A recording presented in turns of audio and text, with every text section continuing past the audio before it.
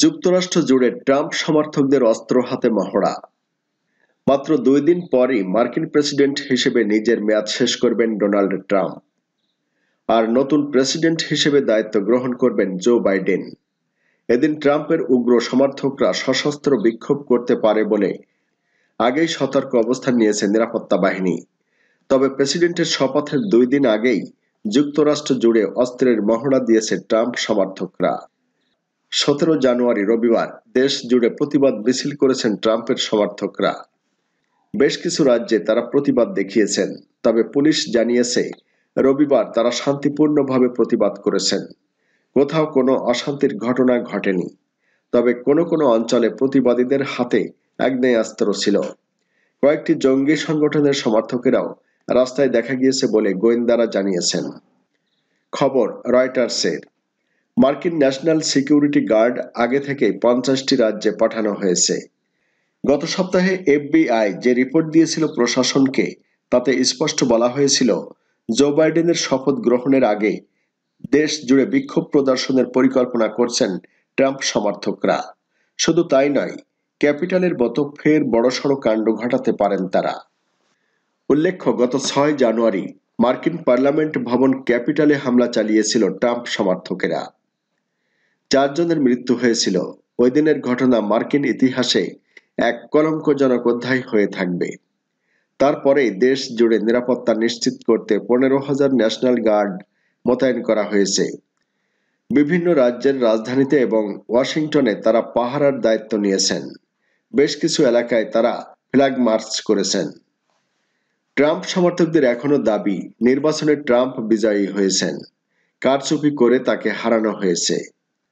বিষয়টি নিয়ে গোটা দেশের একাধিক আদালতে মামলা হয়েছিল, কিন্তু কোথাও কোনো তথ্য প্রমাণ দিতে পারেননি ট্রাম্প সমর্থকরা।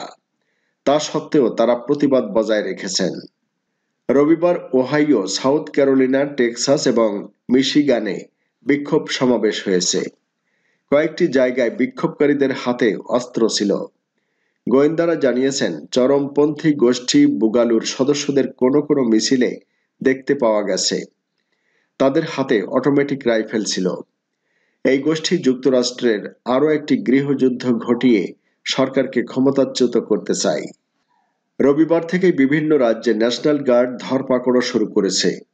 বেশ কিছু চরমপন্থী গোষ্ঠীর সদস্যদের বাড়িতে থাকতে বলা হয়েছে। বাইরে বেরোলেই তাদের গ্রেপ্তার করা হবে। বেশ কয়েকটি রাজ্যে চরমপন্থী গোষ্ঠীগুলি বিক্ষোভ কর্মসূচি বাতিল করেছে বলেও গোয়েন্দা সূত্র জানিয়েছে। অন্যদিকে ওয়াশিংটনকে কার্যত দুর্গে পরিণত করা হয়েছে। বাইডেনের শপথ গ্রহণ অনুষ্ঠানে যাতে কোনো রকম বিশৃঙ্খলা না হয় তার ব্যবস্থা করা হয়েছে। লোহার বাউন্ডারি দিয়ে ঘিরে ফেলা হয়েছে শপথস্থলের আশপাশ।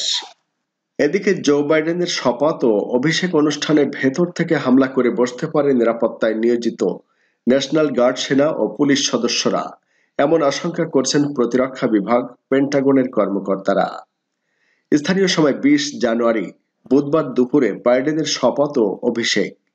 তার বিজয় সত্যায়নে ক্যাপিটাল হিলে বিদায়ী প্রেসিডেন্ট ডোনাল্ড ট্রাম্পের উগ্র সমর্থকদের তাণ্ডবের পর অভিষেক অনুষ্ঠানকে ঘিরে নিরাপত্তার চাদরে ঢেকে ফেলা হয় ওয়াশিংটন ডিসি। আল জাজিরা জানিয়েছে প্রতিরক্ষা ও পেন্টাগনের শীর্ষ কর্মকর্তাদের আশঙ্কা নিরাপত্তায় নিয়োজিত ন্যাশনাল গার্ডের 25,000 ও পুলিশ সদস্যদের মধ্যে থাকা শ্বেতাঙ্গ শ্রেষ্ঠত্ববাদী কেউ ভেতর থেকে হামলা করে বসতে পারে। এমন আশঙ্কার ভিত্তি হচ্ছে 6 জানুয়ারি ক্যাপিটালে হামলার সময় দেখা গেছে ন্যাশনাল গার্ডের সদস্যরা হামলাকারীদের স্বাগত জানাচ্ছেন। ওই হামলায় জড়িত থাকার অভিযোগে ক্যাপিটাল পুলিশের 1/2 ডজন সদস্যকে বরখাস্ত করা হয়েছে। আরও 1 ডজনের মতো তদন্তাধীন আছেন। ভেতর থেকে হামলার আশঙ্কার মধ্যেই নিউ জার্সিতে গ্রেপ্তার করা হয়েছে আর্মির রিজার্ভ সেনা 30 বছর বয়সী টিমোথি হেইল কুসানেলিকে। তিনি উগ্র ট্রাম্প সমর্থক দাঙ্গাকারীদের অগ্রসর হওয়ার ইঙ্গিত দিয়েছেন বলে অভিযোগ। টিমোথির বিরুদ্ধে শ্বেতাঙ্গ শ্রেষ্ঠত্ববাদী মানসিকতার অভিযোগ আনা হয়েছে। তার হাতে রয়েছে সিক্রেট সার্ভিসের নিরাপত্তা ছাড়পত্র। এ কারণে ন্যাশনাল গার্ড ও পুলিশে থাকা একই মনোভাবাপন্নদের নিয়ে উদ্বেগ বাড়ছে। মার্কিন সেনা ও পুলিশের মধ্যে উগ্র শ্বেতাঙ্গ শ্রেষ্ঠত্ববাদীদের পদচারণার প্রমাণ বিভিন্ন সময় দেখা গেছে কৃষ্ণাঙ্গদের দমন পীড়নের ঘটনায়।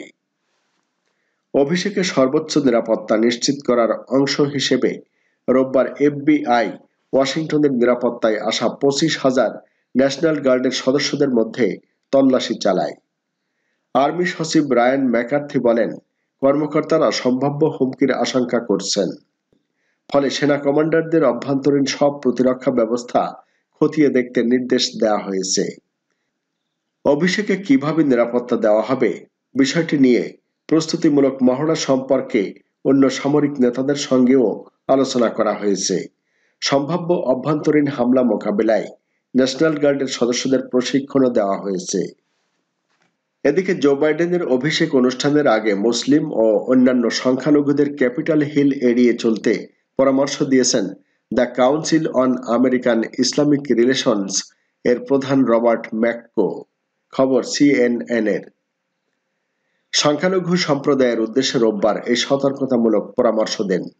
তিনি বলেন, চরম ডানপন্থীরা এখন মার্কিনীদের দৃষ্টি অন্যদিকে নেওয়ার জন্য সংখ্যালঘু সম্প্রদায়ের ওপর বা তাদের উপাসনালয়ে হামলা চালাতে পারে। আমরা বিষয়টি নিয়ে উদ্বিগ্ন ও মুসলিম সম্প্রদায়কে খুব সতর্ক থাকতে বলছি। প্রত্যেককেই নিজের নিরাপত্তার কথা চিন্তা করতে হবে। রবার্ট ম্যাককো মুসলমান সম্প্রদায়কে সতর্ক করে বলেন, বাস্তবতা সম্পর্কে প্রস্তুত থাকতে হবে। আমরা চাই প্রত্যেক মানুষের নিরাপত্তা।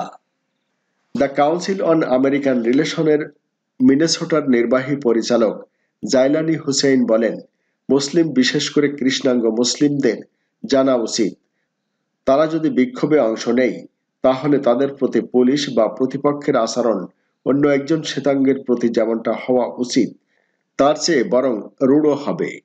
এ ঝুঁকি শুধু শ্বেতাঙ্গ চরমপন্থী নয়, পুলিশের পক্ষ থেকেও রয়েছে। এজন্যই তাদের গোলযোগপূর্ণ এলাকা হয়ে উঠতে পারে এমন এলাকা এড়িয়ে চলতে পরামর্শ দেওয়া হচ্ছে। এদিকে যুক্তরাষ্ট্রের কংগ্রেস ভবন ক্যাপিটাল হিলে তাণ্ডবে অংশগ্রহণকারীদের উস্কানির দায়ে ট্রাম্পের বিরুদ্ধে হাউস অব রিপ্রেজেন্টেটিভসে অভিশংসন প্রস্তাব এনেছিলেন কংগ্রেসম্যান জেমি রাস্কিন। নিম্নকক্ষে ডোনাল্ড ট্রাম্পকে অভিশংসনে সফলতার পর এবার তিনি সিনেটে ট্রাম্পের বিরুদ্ধে মামলার নেতৃত্ব দিচ্ছেন। মামলায় অভিযোগ আনা হয়েছে, কংগ্রেস ভবন ক্যাপিটালে হামলাকারীদের উস্কানি দেওয়ার মধ্য দিয়ে বিদায়ী প্রেসিডেন্ট ডোনাল্ড ট্রাম্প যুক্তরাষ্ট্রের বিরুদ্ধে ইতিহাসের সবচেয়ে বিপজ্জনক অপরাধ করেছেন। ট্রাম্পের বিরুদ্ধে এই সপ্তাহে সিনেটে বিচার শুরু হতে পারে। ডেমোক্র্যাট নেতা জো বাইডেন আগামী 20 জানুয়ারি প্রেসিডেন্ট হিসেবে শপথ নিতে যাচ্ছেন। তবে ট্রাম্পের বিরুদ্ধে আনা অভিশংসন প্রস্তাবটি হাউসের স্পিকার ন্যান্সি পেলোসি কখন সিনেটে পাঠাবেন তা জানাননি রাস্কিন। শুধু বলেছেন, শিগগিরই এটা আসা উচিত। যদিও পেলোসি আনুষ্ঠানিক ক্ষমতা হস্তান্তর প্রক্রিয়ায় যুক্ত রয়েছেন, সেখানে ব্যস্ততা রয়েছে তার। তবে এটা পরিষ্কার যে ডেমোক্র্যাটরা ট্রাম্পের সিনেট বিচারের চেয়ে বাইডেনের ক্ষমতা গ্রহণ এবং শুরুর দিকের কাজগুলোর প্রতি বেশি মনোযোগ দিতে চাইছেন। বাইডেনের $1.9 ট্রিলিয়ন কোভিড সহায়তা ও অর্থনীতি পুনরুদ্ধার প্যাকেজ নিয়ে জরুরি ভিত্তিতে কাজ করতে চান তারা। গত 13 জানুয়ারি বুধবার নিম্নকক্ষ হাউস অব রিপ্রেজেন্টেটিভসের ভোটে ট্রাম্পের বিরুদ্ধে অভিশংসন প্রস্তাব পাশ হয়। ক্যাপিটালে হামলাকারীদের উস্কানি দেওয়ায় ট্রাম্পের বিরুদ্ধে হাউসে রাষ্ট্রদ্রোহিতায় উস্কানির অভিযোগ আনা হয়।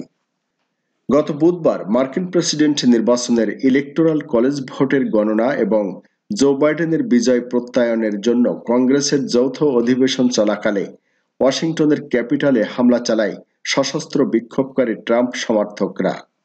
এই ঘটনায় এক পুলিশ সদস্য সহ 5 জন নিহত হন।